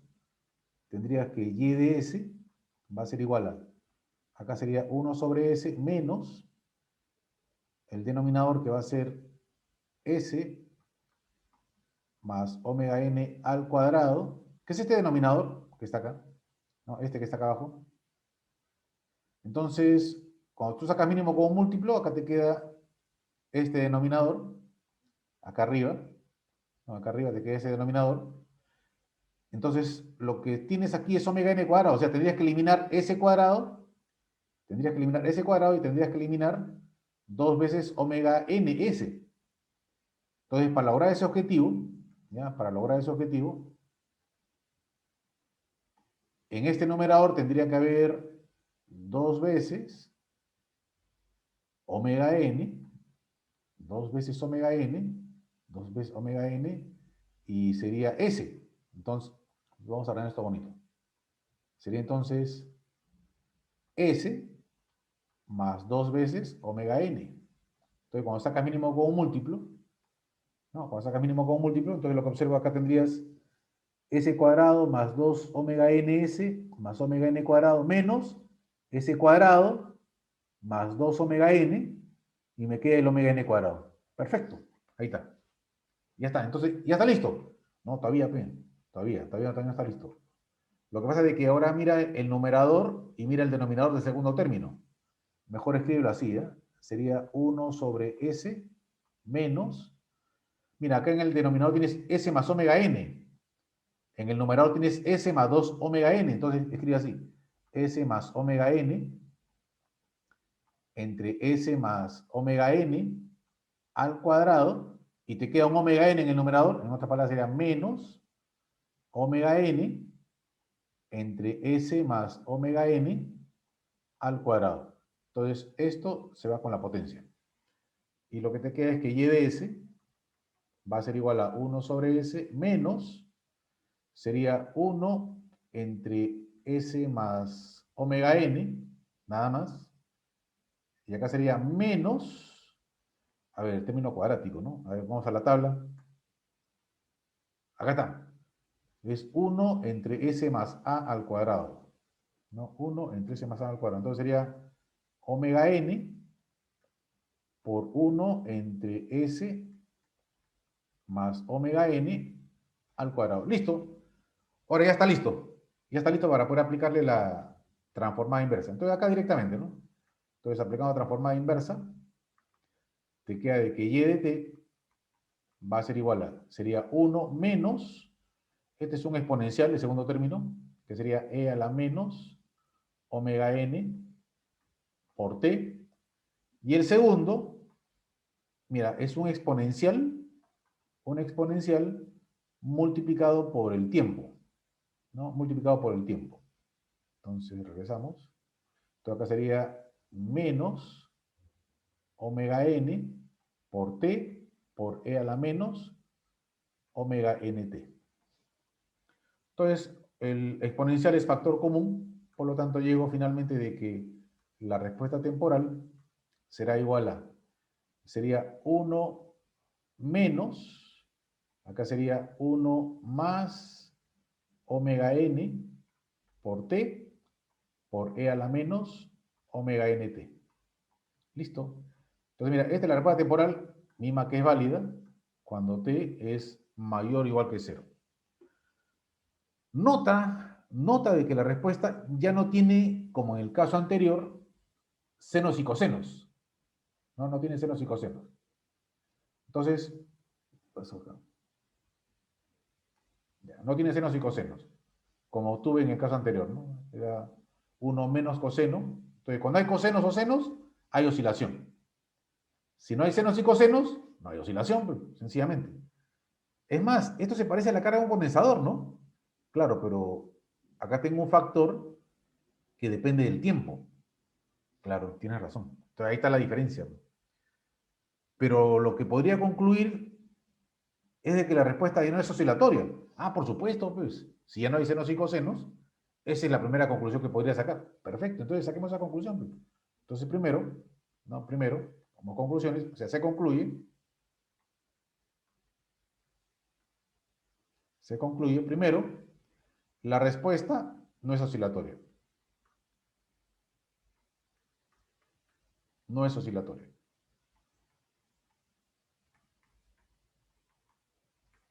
Ya, no es oscilatoria. ¿Algo más? Así. Vámonos a la ecuación característica. Allá, buena idea. Entonces, mira, vámonos a la ecuación característica, ¿no? Estamos acá. Entonces, cuando en esta expresión tú reemplazas factor de amortiguo a la 1, ¿qué te queda? Pregunto. Reemplaza factor de amortiguamiento igual a 1. ¿Qué te queda? Menos omega n. Sería entonces S igual a menos omega n. Pero son dos polos, ¿ah? Es decir, los dos polos van a ser iguales. Reales e iguales. Ajá. Entonces, conclusión. Segundo, los polos son reales e iguales. Y mira, vamos a dibujarlo en el plano complejo. ¿Ya? Como bien observó su compañero, los dos están ubicadas en menos omega n. Es decir, digamos por acá. Acá están los dos. Menos omega n. Entonces, los polos se ubican en esa posición cuando el factor de amortiguamiento es igual a 1. Profe, una consulta, solamente como observación. ¿Sí? ¿Qué pasa? No, lo que pasa es que los cuatro polos, porque son cuatro, ¿no es cierto? Claro, acá hay dos, acá hay dos. Claro. Los cuatro polos están igualmente distanciados del origen, ¿no? Ah, claro. ¿Ve? Este señor está distanciado omega n, omega n, omega n. Sí, pues es cierto. Los cuatro están distanciados igual. La misma distancia. La misma distancia. Sí, está bien tu observación. Perfecto. Claro, eso es lo que estaba observando. Bueno, continuamos. Ya, continuamos. ¿Hasta aquí alguna pregunta, alguna observación? A ver, acá me alcanzará. A ver, ojalá que me alcance. Ojalá que me alcance. No, no, no me va a alcanzar, no me va a alcanzar, definitivamente. Entonces, vámonos a otra hoja, ¿ya? Vamos a otra hoja. Vamos a agarrar otra hojita. Vamos a agarrar otra hojita. Y después regreso a esta hoja, ¿ya? Listo. Muy bien. Entonces, ahora vamos a un tercer análisis. Ya, tercero. Tercero, vamos a ver qué es lo que sucede cuando el factor de amortiguamiento está entre 0 y 1. ¿Ya? Entre 0 y 1. Entonces, recuerda que hemos partido de acá. La función de transferencia era omega n cuadrado entre s cuadrado más 2 veces este producto por s más omega n cuadrado, y esto le habíamos llamado 1, estoy repitiendo simplemente, y los polos están ubicados en menos, más menos j, omega n por la raíz cuadrada de 1 menos e cuadrado, y esto le había llamado a usted 2. Listo. Entonces vamos a ver. Entonces se sobreentiende que RDS es un escalón. Entonces, si yo reemplazo esto en la expresión número 1, ya no habría nada que simplificar. No, pues no queda nada, ¿no? O sea, te queda que y de s va a ser igual a 1 sobre s, y todo esto multiplicado por omega n cuadrado. Claro, y aquí no hay nada que simplificar.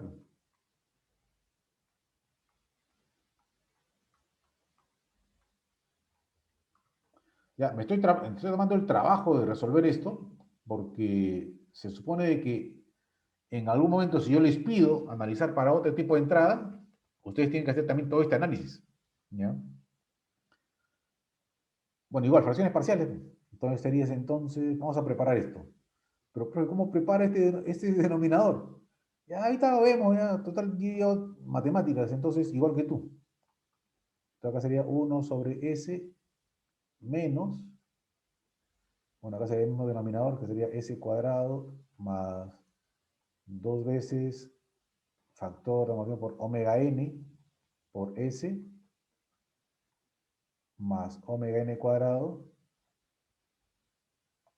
Como el numerador tiene que quedarte omega n cuadrado, acá tendría que haber S más 2 veces epsilon por omega n. Ya. Ya tendría el omega n cuadrado solo. Sí, pero el denominador, ya mira, vamos a ocuparnos del denominador, ¿ya? Vamos a ocuparnos de él.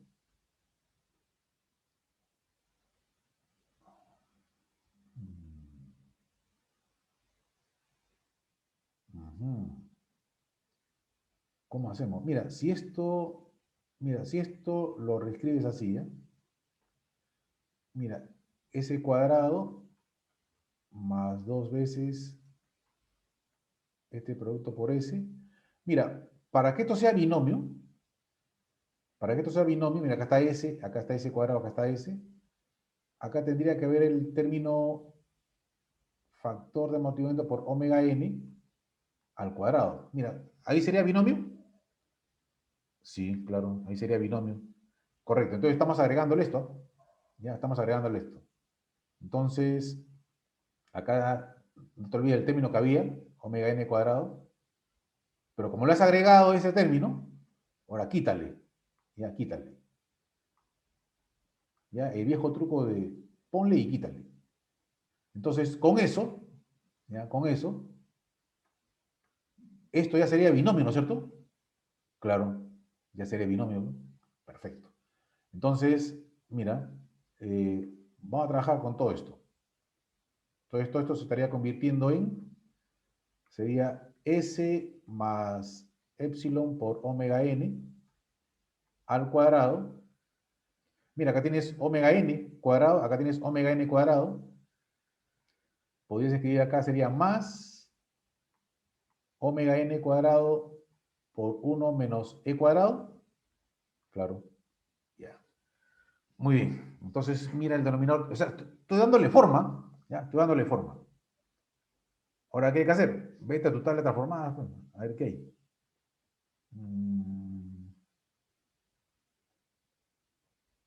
Bueno, aparentemente son estos dos últimos. Claro. Mira, S más A cuadrado más omega cuadrado. Acá habría omega.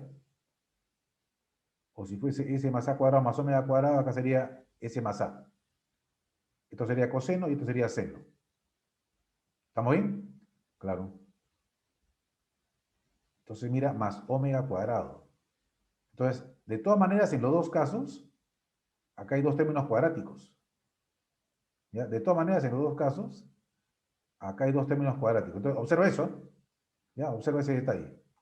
Hay dos términos cuadráticos. Entonces, regresa a tu papel cuadriculado. Entonces, mira, acá tienes un término cuadrático y esto también debería ser un término cuadrático. Entonces, arréglalo, ¿ya? Para que sean los dos cuadráticos. Entonces, esto me estaría dando como resultado, sería S más epsilon omega n cuadrado más, a ver, para que esto sea un término cuadrático, tendría que ser omega n por la raíz cuadrada de 1 menos e cuadrado y todo al cuadrado, claro. Y ya tienes dos términos cuadráticos, ¿no? Y ya tienes dos términos cuadráticos. Oye, un detalle, ¿qué pasa? A ver, no sé si estoy equivocado o no. Oye, esto que está acá, ¿no es eso que está acá? Sí, sí, es lo mismo. Claro. ¿Y este que está aquí? ¿No es ese que está aquí? Claro, porque si tú lo igualas a cero, te queda menos epsilon omega. Sí. Mira ese detalle, ¿eh? O sea, me están dando los términos que corresponden a los polos del sistema de segundo orden. ¿Y eso para qué me sirve? No sé, no sé. Ahorita observo ese detalle nada más.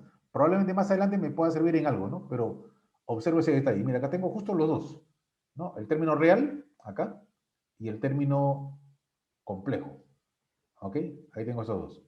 Y entonces, no lo olvides para más adelante. ¿Ya? Para más adelante. Bien, entonces ahora continúo. Ya sé que todo ese denominador se ha convertido en esto. Pero yo sé que es este señor que está acá. Entonces, con ese denominador continuamos. Entonces, digo, por lo tanto,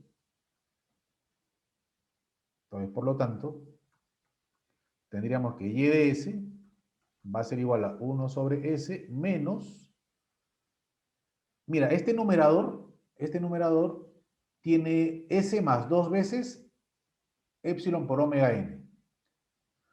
¿No es cierto? Y en este denominador tienes epsilon más omega n. Entonces vamos a separar esto en dos. Como hicimos en el caso anterior, pues. Ya, vamos a hacer eso. Entonces vamos a hacer eso, ¿ya? Vamos a borrar esto. Entonces acá sería S más epsilon omega n.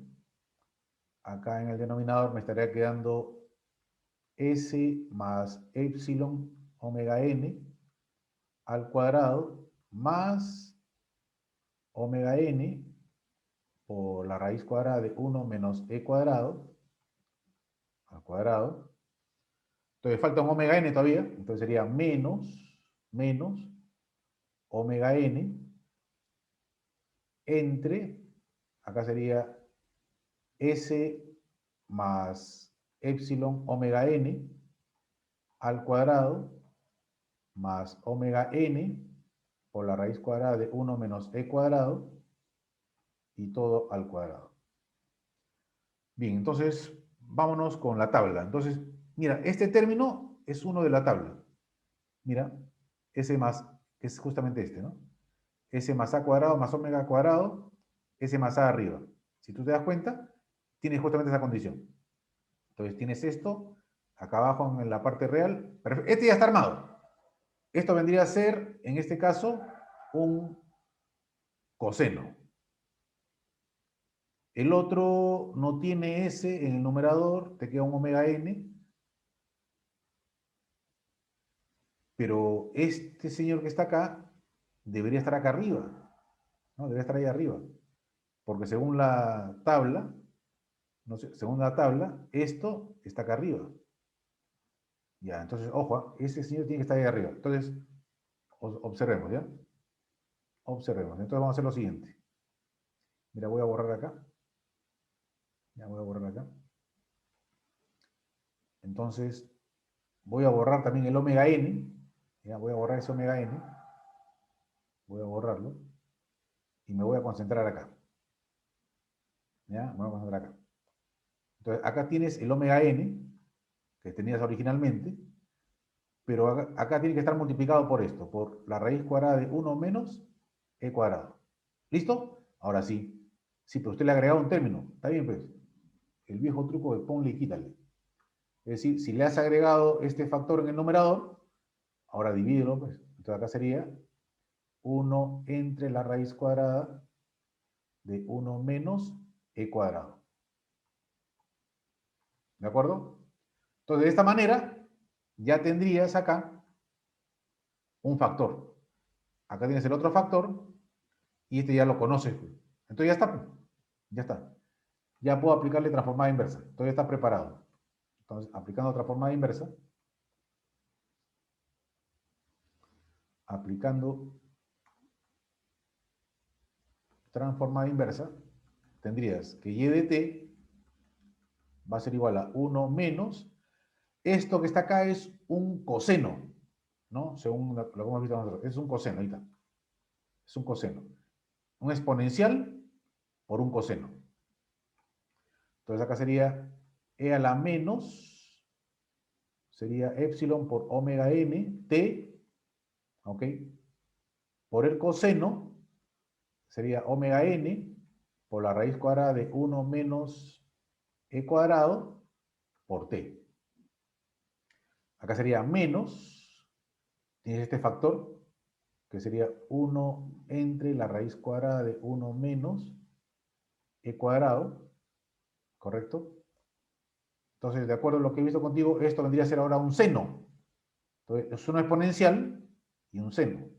E a la menos factor por omega n, t por el seno de omega n por la raíz cuadrada de 1 menos e cuadrado por t. Ya, esa vendría a ser la respuesta, pero todavía la puedo simplificar. Ya, todavía la puedo simplificar. Porque como te das cuenta, el exponencial es factor común en el segundo y en el tercer término. Y podría sacar mínimo con un múltiplo este radical. Entonces, vamos a trabajarlo así. Tenía y de t va a ser igual a 1 menos, voy a sacar ese exponencial, menos, factor hermano por la frecuencia natural no amortiguada t, entre la raíz cuadrada de 1 menos e cuadrado, 1 menos e cuadrado, y todo esto por.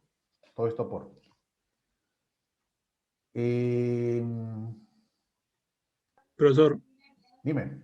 ahí no le faltaría, creo que se olvidó multiplicarle por el epsilon ahí.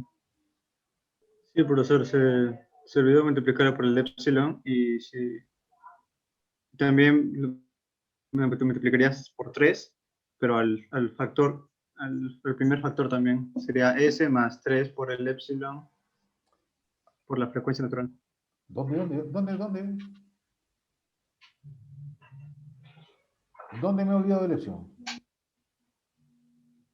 En el segundo término, en el tercer término, que sería, ¿Acá? que está al costado. Sí, ahí.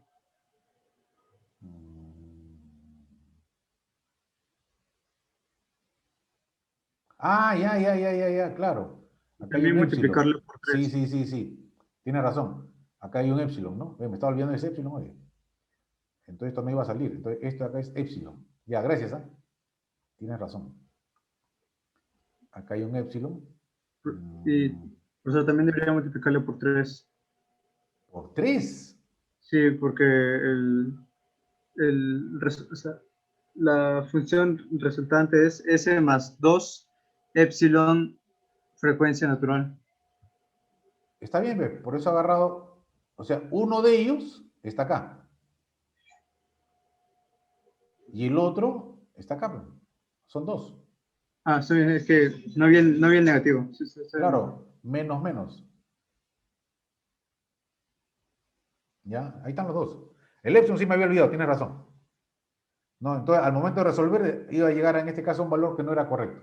Ya, gracias. Hasta ahí está bien. Sí, tiene razón, me había olvidado del epsilon. Entonces, vamos a ver. Entonces, como he sacado este factor y este exponencial, entonces aquí me estaría quedando, voy a comenzar con el seno, ¿no? Sería epsilon por el seno de la raíz, perdón, de omega n por la raíz cuadrada de 1 menos e cuadrado por t.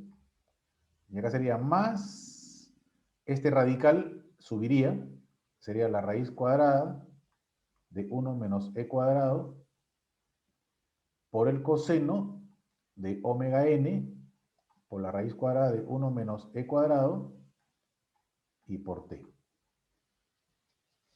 Y esto se puede reducir más todavía. ¿Ya? Se puede reducir más todavía.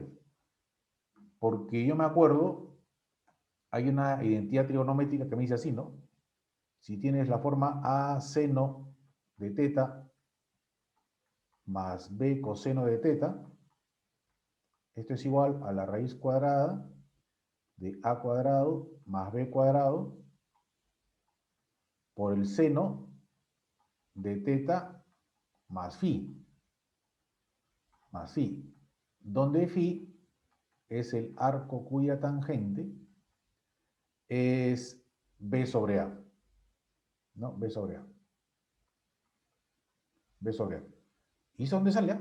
Ah, sale de un triangulito, ¿no? De este triangulito, de acá sale. Este ángulo es phi, el seno, esto vendría a ser, esto que está acá vendría a ser a, esto vendría a ser b, esto es la raíz cuadrada de a cuadrado más b cuadrado. Porque esto viene del seno del compuesto, ¿no? Seno de phi, seno de teta, coseno de phi. Acá tiene seno de teta, esto tendría que ser coseno de phi. Y para que sea coseno tiene que ir en la adyacente. Por eso es que phi es el arco tangente b sobre a. Entonces, tú puedes agarrar tu corchete y aplicar justamente esa condición. Es más, si tú aplicas esa condición de tu triangulito, ¿no? Tu triangulito, llámale phi, Entonces, el que multiplica el seno, que es épsilon, que está acá abajo. El que multiplica el coseno está aquí. 1 menos e cuadrado. Y te das cuenta, aplicas Pitágoras y te queda hipotenusa igual a 1. ¿No? Hipotenusa igual a 1. Y justamente esto que está acá, este factor, este radical, es la hipotenusa. ¿No? Es la hipotenusa. En otras palabras, aplicando este concepto, tendrías esto, ¿no? Que es donde ya llego al final. Por lo tanto, te queda que y de t va a ser igual a 1 menos e a la menos factor de muerte por la frecuencia natural no amortiguada por t entre la raíz cuadrada de 1 menos e cuadrado, y todo esto multiplicado por el seno de omega n por la raíz cuadrada de 1 menos e cuadrado por t, acá vamos a hacer el corchete, acá sería más el arco tangente, que sería b sobre a, que en este caso es la raíz cuadrada de 1 menos e cuadrado sobre épsilon. No, si quieres llámale phi. No, si quieres llámale phi. Entonces, podemos definirlo como phi y también funciona. Entonces, esta vendría a ser la respuesta. Esta respuesta es válida cuando t es mayor o igual que 0. ¿Ya? Cuando t es mayor o igual que 0. Esta solución me va a servir para poder después graficar los polos en el plano complejo y entender la respuesta temporal. ¿Ya? Y entender la respuesta temporal. Muy bien. Muy bien, muy bien.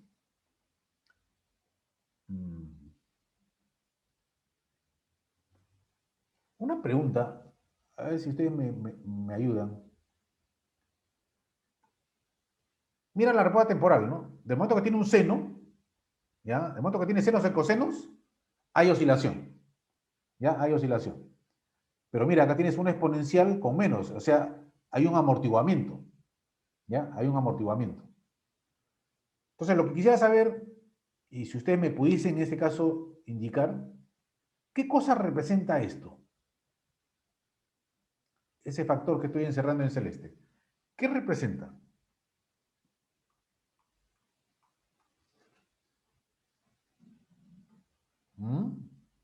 La frecuencia, La como frecuencia. ¿La frecuencia de qué? La frecuencia amortiguada. Sí, pero ¿la frecuencia de qué? y la oscilación. La frecuencia de oscilación. Esa frecuencia es la frecuencia de oscilación cuando hay amortiguamiento. Mira, acá tienes amortiguamiento, ¿no? Tienes amortiguamiento. Porque recuerda que hemos definido al comienzo de que el amortiguamiento estaba entre 0 y 1. Acá está, entre 0 y 1. Entonces, vamos a definirlo así, ¿ya? Y vamos a definir un nuevo término. Vamos a definir omega D. D de damping, ¿ya? Amortiguamiento. Omega D. ¿Qué es omega D? Vamos a llamarle la frecuencia natural amortiguada. ¿Ya? La frecuencia natural amortiguada. Es decir, es la frecuencia de oscilación cuando el sistema tiene amortiguamiento. ¿Ya? Y omega D, vamos a definirlo como omega n por la raíz cuadrada de 1 menos e cuadrado. Entonces, vamos a definirlo así. ¿Ya? Entonces, estamos definiendo un nuevo término. Omega D. Ya tenía hace un rato la frecuencia natural no amortiguada. Ahora estoy identificando la frecuencia natural amortiguada. ¿Ya? Que como bien dijo su compañero, es la frecuencia de oscilación. Claro, pues. Pero es la frecuencia de oscilación cuando el sistema tiene amortiguamiento. Muy bien, muy bien. Hasta ahí estamos recontra bien. ¿Ya? Y alguien también me dijo por ahí en la frecuencia de oscilación amortiguada, ¿no? Que era este concepto. Todos los sistemas con los que tú trabajes, sea de orden 1, orden 2, orden 3, orden 4, orden que sea, todo sistema tiene una constante de tiempo, tiene un tau. como hace un rato, me acuerdo que vi contigo los sistemas de primer orden, ¿no? ¿Sí te acuerdas? Sistema de primer orden, acá está, tiene un tau, tiene una constante de tiempo. Todos tienen una constante de tiempo. La pregunta que yo les haría es la siguiente. Esta respuesta temporal representa la respuesta temporal de un sistema de segundo orden. La pregunta es, ¿alguien me sabe identificar cuál es la constante de tiempo de este sistema? Si es que es posible, ¿eh?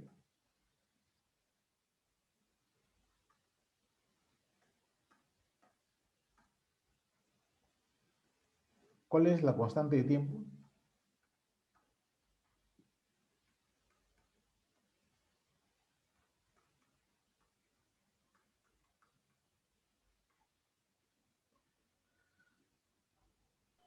Epsilon por la frecuencia, profesor.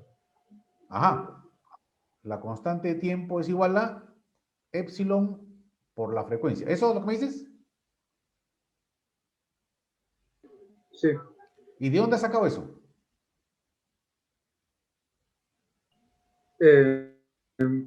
Bueno, traté de hacer una comparación con la respuesta anterior y el E a la menos epsilon por la frecuencia por el tiempo que está que se está multiplicando por la sinusoide. Claro, o sea, tú lo sacas de acá, ¿no es cierto? De aquí. Porque esto Sí, debería ser equivalente a e a la menos t sobre tau. Claro que de ahí sale, ¿no? Pero no es esto, ¿no? No es eso. O sea, realmente es la recíproca. La constante de tiempo es 1 sobre este producto. Esa es la constante de tiempo. Entonces de ahí yo saco el tau, ya del sistema de segundo orden. Entonces, vamos a hacer lo siguiente, ¿eh?